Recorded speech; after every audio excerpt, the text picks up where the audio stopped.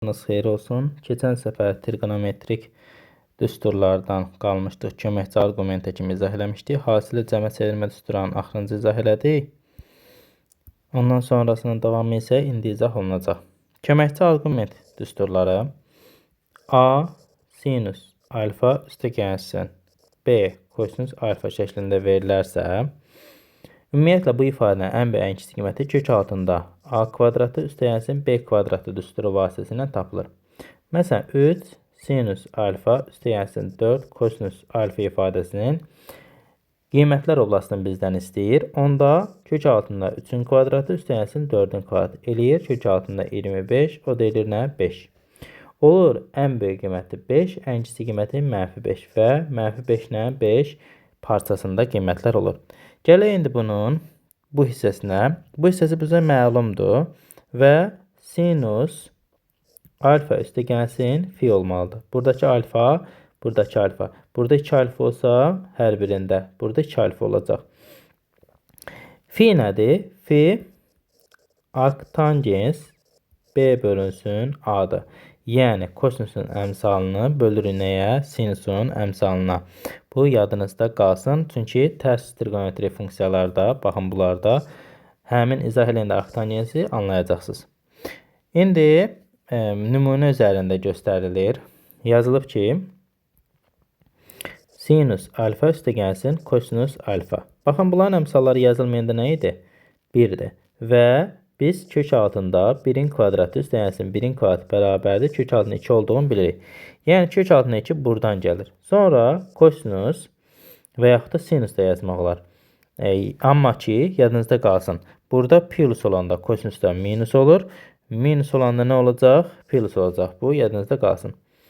İndi sinus dediyi nədir? Alfa üstə gəlsin fi'dir. Fi'miz nə idi? Arctangens b bölü a. B'miz 1'dir, a'mız da 1'dir. 1'i 1'ə böləndə nə eləyir? Arctangens 1 eləyir. Arctangens 1 nə deməkdir? Yəni tangens funksiyası 1'i nə zaman alır? Pi bölünsün 4'də. Yəni 45 dərəcədir. Baxın, diqqət edin.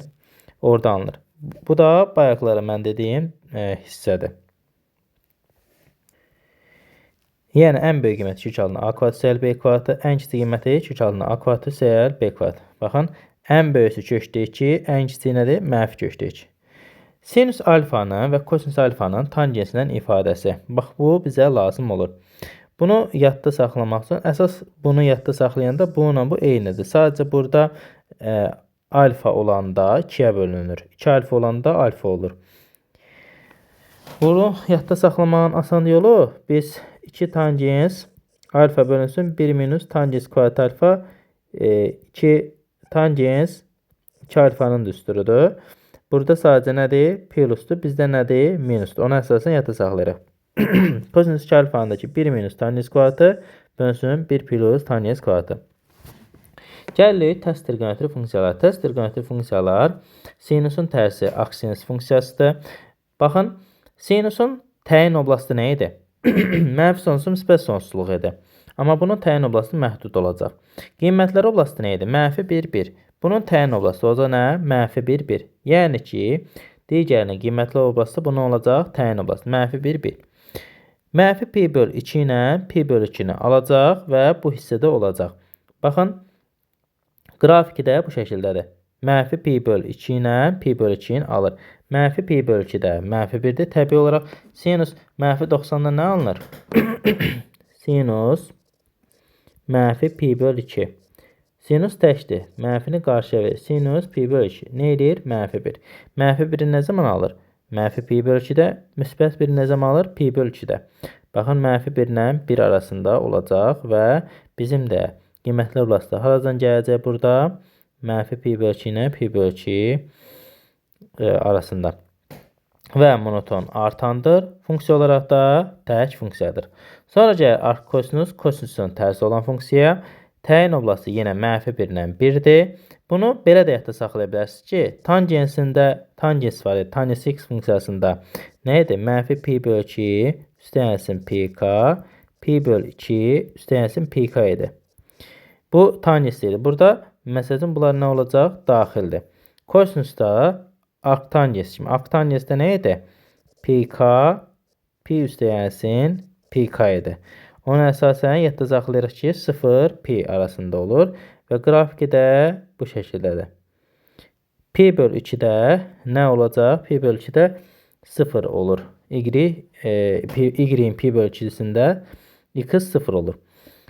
Və monoton azalandı. Nə təkdir, nə də cütdür. Daha sonra keçirik arctangents funksiyasına. Təyin oblasti mənfi sonsuz, müsbət sonsuzluqdur.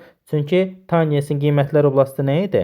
Tangentsin qiymətlər oblasti mənfi sonsuz, müsbət sonsuzluqdur. Yəni ki, təyin oblastları, bunların təyin oblastları həmin bu arcosinusun qiymətlər oblastıdır. Həmçinin bunun təyin oblasti nədir? Arcsinusun qiymətlər oblastıdır. Arcsinusun deyirəm, sinusun qiymətlər oblastıdır. Yeri dəyişib də, yəni ki, sinusun YF-i nə idi? Sinusdan kosinusun. YF-i mənfi 1-dən 1 idi. İndi bunların nəyə olub? DF-i olub, D-i olub. Həmçinin tangensin YF-i nə idi? Tangensin, kotangensin YF-i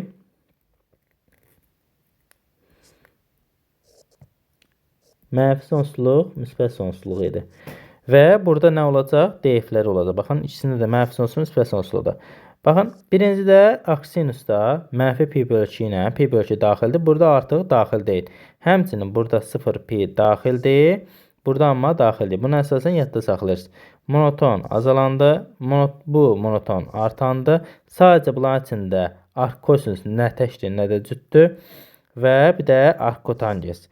Amma sinusla, arcsinusla arctangens nədir? Tək funksiyalardır. İndi keçək düsturlara. Əsas hissəmiz buradan başlayır. Arcsinus tək olduğuna görə mənfini qarşıya verir. Yəni arcsinus mənfi x, mənfi arcsinus x olur. Məsəl üçün arcsinus mənfi 2-də 1 olacaq. Mənfi arcsinus 2-də 1. Arccosinus da pi-dən çıxılır. Məsəl üçün arccosinus məsələn mənfi 2-də 1. 2-də 1-i kosinus nə zaman alır? 60 dərəcədə alır da. Yəni pi bölünsün 3-də alır. Pi-dən çıxırıq, pi bölünsün 3-ü. Olur 2 pi bölünsün 3. Burada amma arcsinus nə zaman 2-də 1-i alır? 2-də 1-i alır, pi bölünsün 6-da. Yəni 30 dərəcədə. Burada nə olacaq? Mənfi pi bölünsün 6-da. Arccotangensi də həmçinin mənfini qarşıya verəcək. Məsəl üçün arctangensi arctangens mənfi x-da mənfini qarşıya verəcək. Mənfi arctangens x. Deməli, məsəl üçün arctangens mənfi 1. O da mənfi arctangens 1. Tangens 1-i nə zaman alır? 45 dərəcədə. Yəni pi böl 4-də. O da nə? Mənfi pi böl 4. Amma ki, arccotangesdə mənfi 1-i nə zaman alırdı? Pi böl 4-də. Yəni 45 dərəcədə. Pi-dən çıxacaq pi böl 4-də. O da nə? 3 pi böl 4. Yəni ki, arccotangeslə arccosinus da pi-dən çıxılır. Arcsinusla arctangesdə isə nə olacaq? Mənfini qarşıya verəcək. Arcsinusla arccosinusun cəmi pi böl 2-dir. Məsəl üçün arcsinus 1 üstəyəlsin arccosinus 1. Cavab birbaşa nə olur? Pi böl 2. Yəni burada nə olduğundan asılı olmayaraq nə olur? Pi böl 2. Arctangenslə arccotangesində cəmi nə olacaq? Pi böl 2 olacaq. Sonra gəlir bu ifadələrə. Bu ifadələrdə sinus, arcsinus cavabı nə edir? X edir. Məsəl üçün sinus, arcsinus 2-də 1. Bunun cavabı birbaşa nədir? 2-də 1-dir. Və yaxud da kosinus, arccosinus. Burada x-in yerinə məsələn 2-də 1 olsa, cavabı nə olacaq? 2-də 1 olacaq. Amma ki, buradakı x, yəni qoyduğum yerinə qoyduğumla aldığım cavab hansı arada olmalıdır? Mənfi 1-dən 1.